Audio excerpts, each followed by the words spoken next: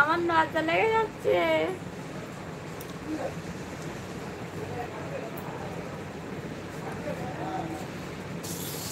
আমার মেয়ে হবে, ওই জন্য আমি চাল ভাজা খাচ্ছি, ওই জন্যই চাল ভাজা খাই।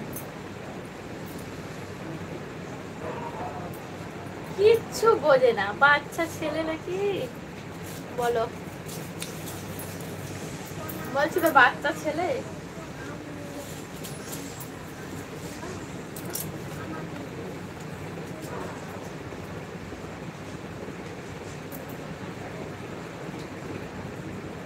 এখন নিয়ে দেখি কি দিয়েছে হাত লাগারা।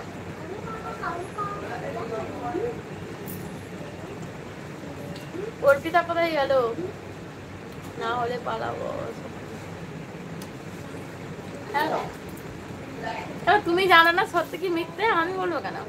বৌদি সত্যি সত্যি হবে তোমার, ওই জন্যই তো রেস্ট দিচ্ছি। হাই রিপন শেখ, বলো কেমন আছো, কি করছো? সবাই নিয়ে মিথ্যে কথা বলতে নেই, সত্যি কথা বলে। এইসব নিয়ে মিথ্যে কথা বলতে নেই, সত্যি কথা বলে, তাই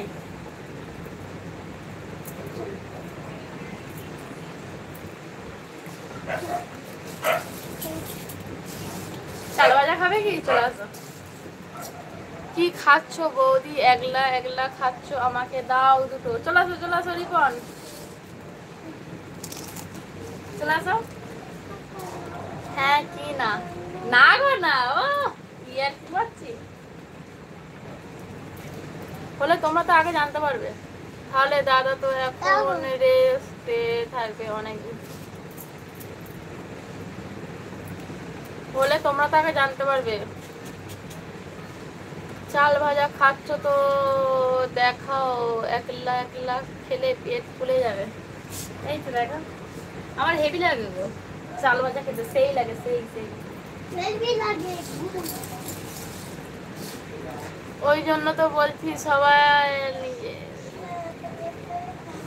ও আচ্ছা তাই, এইসব নিয়ে একটু আছে। পুজোর কেনাকাটা হয়ে গেছে গো তোমাদের? পুজোর কেনাকাটা কমপ্লিট? কে কে করেছো বলো পুজোর কেনাকাটা, আর কে কে করোনি সেটা বলো। বাচ্চা নাকি বলবে? না গো বৌদি, আমি কিন্তু ইয়ার্কি করছিলাম। হ্যাঁ ইয়ার্কি তো করছি। না গো না রিপন, একদম নয়। পুজোর কেনাকাটা করেছো? ভিখারি ছেড়ে দাও। ও আচ্ছা তাই, কে ভিখারি গো ছেলে? তুমি ভিখারি? তুমি যদি ভিখারি হবে তাহলে আমরা কি?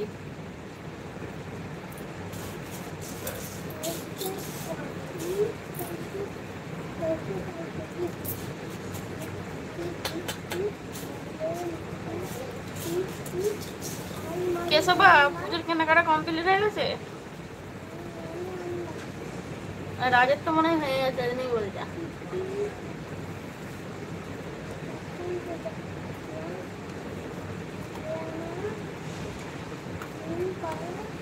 আমি তো মনে করেছিলাম একদম